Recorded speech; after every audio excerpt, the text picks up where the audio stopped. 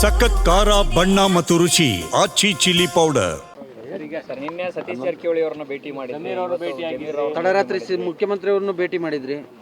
ಅವರೆಲ್ಲ BJP ಅಥವಾ RSS ನಮ್ಮ ಕಾಂಗ್ರೆಸ್ ಅವರೇ, ಅವನ್ನೆಲ್ಲ ನೋಡಬೇಕು, ನೋಡ್ತಾ ಇರ್ತೀನಿ. ಏನು ಸರ್ ಈ ಸಂದರ್ಭದಲ್ಲಿ ನೋಡುವಂಥದ್ದು? ಸ್ನೇಹಿತರು ಎಲ್ಲ ಹಳೆ ಸ್ನೇಹಿತರು ಒಂದ್ಸಲಿ ನೋಡೋದಷ್ಟೇ.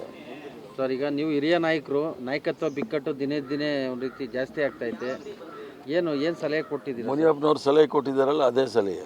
ಆದಷ್ಟು ಬೇಗ ಕೇಂದ್ರದಲ್ಲಿ ನಾಯಕತ್ವ ಇವ್ರನ್ನ ಕರೆಸಿ ಮಾತಾಡಿ ಬಗೆಹರಿಸಬೇಕಾಗತ್ತೆ. ಯಾಕಂದರೆ ಕೇವಲ 140 ಜನ ಶಾಸಕರು ಮಾತ್ರ ಕಾಂಗ್ರೆಸ್ ಪಕ್ಷವನ್ನು ತಂದಿರತಕ್ಕಂಥದ್ದಲ್ಲ. ಹೋದ ಬಾರಿ ಭಾರತೀಯ ಜನತಾ ಪಾರ್ಟಿ, ನರೇಂದ್ರ ಮೋದಿ, ಅಮಿತ್ ಶಾ, RSS ವಿರುದ್ಧ ಎಲ್ಲ ಸಿವಿಲ್ ಸೊಸೈಟಿಯವರು ಮತ್ತು ಕಾಂಗ್ರೆಸ್ಸೇತರ ಜನಸಾಮಾನ್ಯರು BJP ವಿರುದ್ಧ ಕಾಂಗ್ರೆಸ್ನ ಗೆಲ್ಲಿಸಬೇಕು ಅಂತ ಗೆಲ್ಲಿಸಿದ್ದಾರೆ. ಅವ್ರಿಗೆ ನೋವಾಗದ ರೀತಿಯಲ್ಲಿ ನಾವು ನಡ್ಕೊಳ್ಬೇಕಾಗುತ್ತೆ. ಕೇವಲ ನಾವೇ ಗೆಲ್ಲಿಸ್ಬಿಟ್ಟಿದ್ದೀವಿ ಅನ್ನೋದು ಸುಳ್ಳು.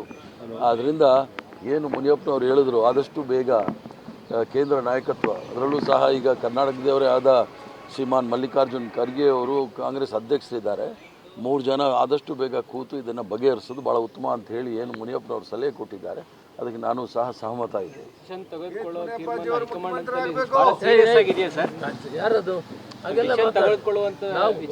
ಹೈಕಮಾಂಡ್ ಬಹಳ ಸೀರಿಯಸ್ ಇದೆಯಾ ಈ ತೀರ್ಮಾನ ತೆಗೆದುಕೊಳ್ಳಬೇಕಾದ ವಿಚಾರದಲ್ಲಿ? ಯಾಕಂದ್ರೆ ಬಿಹಾರ ಎಲೆಕ್ಷನ್ ಅಂತ ರಿಸಲ್ಟ್ ನೋಡಿದಿರಿ, ಬೇರೆ ಬೇರೆ ಚುನಾವಣೆ ಸರ್ಕಾರನ ಉಳಿಸ್ಕೊಳ್ಳೋದು ಕೂಡ ಅಷ್ಟೇ ಇಂಪಾರ್ಟೆಂಟ್. ಹೈಕಮಾಂಡ್ ಅಂತ ಅನ್ಸ್ಕೊಳ್ಳೋದೇ ಗಂಭೀರವಾಗಿ, ಸೂಕ್ಷ್ಮವಾಗಿ ಚರ್ಚೆ ಮಾಡಿ ಗಮನಿಸಿ ನಿರ್ಧಾರಗಳನ್ನ ತೆಗೆದುಕೊಳ್ತಾರೆ. ನಮ್ಮ ನಿರ್ಧಾರ ಜನಸಾಮಾನ್ಯರು ಮತ್ತು ಕಾರ್ಯಕರ್ತರ ಏನು ಅನಿಸಿಕೆಗಳ ಅನುಗುಣವಾಗಿರುತ್ತೆ. ನಾಗ್ಪುರದಿಂದ ನಾವು ಯಾವುದೇ ಡೈರೆಕ್ಷನ್ಸ್ ತಗೊಳ್ಳೋದಿಲ್ಲ. ಈಗ ಸರ್ ನಿನ್ನೆ ಸತೀಶ್ ಜಾರಕಿಹೊಳಿ ಅವರನ್ನ ಭೇಟಿ ಮಾಡಿದ್ರು. ತಡರಾತ್ರಿ ಮುಖ್ಯಮಂತ್ರಿ ಅವ್ರನ್ನು ಭೇಟಿ ಮಾಡಿದ್ರಿ. ಅವರೆಲ್ಲ BJP ಅಥವಾ RSS ನಮ್ಮ ಕಾಂಗ್ರೆಸ್ ಅವರೇ, ಅವನ್ನೆಲ್ಲ ನೋಡಬೇಕು, ನೋಡ್ತಾ ಇರ್ತೀನಿ. ಏನು ಸರ್ ಈ ಸಂದರ್ಭದಲ್ಲಿ ನೋಡುವಂಥದ್ದು? ಸ್ನೇಹಿತರು ಎಲ್ಲ ಹಳೆ ಸ್ನೇಹಿತರು ಒಂದ್ಸಲಿ ನೋಡೋದಷ್ಟೇ. ಸರ್ ಈಗ ನೀವು ಹಿರಿಯ ನಾಯಕರು, ನಾಯಕತ್ವ ಬಿಕ್ಕಟ್ಟು ದಿನೇ ದಿನೇ ಒಂದು ರೀತಿ ಜಾಸ್ತಿ ಆಗ್ತೈತೆ. ಏನು ಸಲಹೆ ಕೊಟ್ಟಿದ್ದೀರಿ? ಮುನಿಯಪ್ಪನವ್ರು ಸಲಹೆ ಕೊಟ್ಟಿದ್ದಾರಲ್ಲ, ಅದೇ ಸಲಹೆ. ಆದಷ್ಟು ಬೇಗ ಕೇಂದ್ರದಲ್ಲಿ ನಾಯಕತ್ವ ಇವ್ರನ್ನ ಕರೆಸಿ ಮಾತಾಡಿ ಬಗೆಹರಿಸಬೇಕಾಗತ್ತೆ. ಯಾಕಂದರೆ ಕೇವಲ 140 ಜನ ಶಾಸಕರು ಮಾತ್ರ ಕಾಂಗ್ರೆಸ್ ಪಕ್ಷವನ್ನು ತಂದಿರತಕ್ಕಂಥದ್ದಲ್ಲ.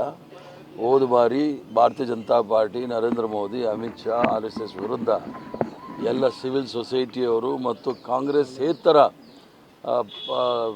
ಜನಸಾಮಾನ್ಯರು BJP ವಿರುದ್ಧ ಕಾಂಗ್ರೆಸ್ನ ಗೆಲ್ಲಿಸಬೇಕು ಅಂತ ಗೆಲ್ಲಿಸಿದ್ದಾರೆ. ಅವ್ರಿಗೆ ನೋವಾಗದ ರೀತಿಯಲ್ಲಿ ನಾವು ನಡ್ಕೊಳ್ಬೇಕಾಗುತ್ತೆ. ಕೇವಲ ನಾವೇ ಗೆಲ್ಲಿಸ್ಬಿಟ್ಟಿದ್ದೀವಿ ಅನ್ನೋದು ಸುಳ್ಳು. ಆದ್ದರಿಂದ ಏನು ಮುನಿಯಪ್ಪನವ್ರು ಹೇಳಿದ್ರು, ಆದಷ್ಟು ಬೇಗ ಕೇಂದ್ರ ನಾಯಕತ್ವ, ಅದರಲ್ಲೂ ಸಹ ಈಗ ಕರ್ನಾಟಕದವರೇ ಆದ ಶ್ರೀಮಾನ್ ಮಲ್ಲಿಕಾರ್ಜುನ್ ಖರ್ಗೆ ಅವರು ಕಾಂಗ್ರೆಸ್ ಅಧ್ಯಕ್ಷರಿದ್ದಾರೆ. 3 ಜನ ಆದಷ್ಟು ಬೇಗ ಕೂತು ಇದನ್ನು ಬಗೆಹರಿಸೋದು ಭಾಳ ಉತ್ತಮ ಅಂತ ಹೇಳಿ ಏನು ಮುನಿಯಪ್ಪನವ್ರು ಸಲಹೆ ಕೊಟ್ಟಿದ್ದಾರೆ, ಅದಕ್ಕೆ ನಾನು ಸಹ ಸಹಮತ ಇದ್ದೆ.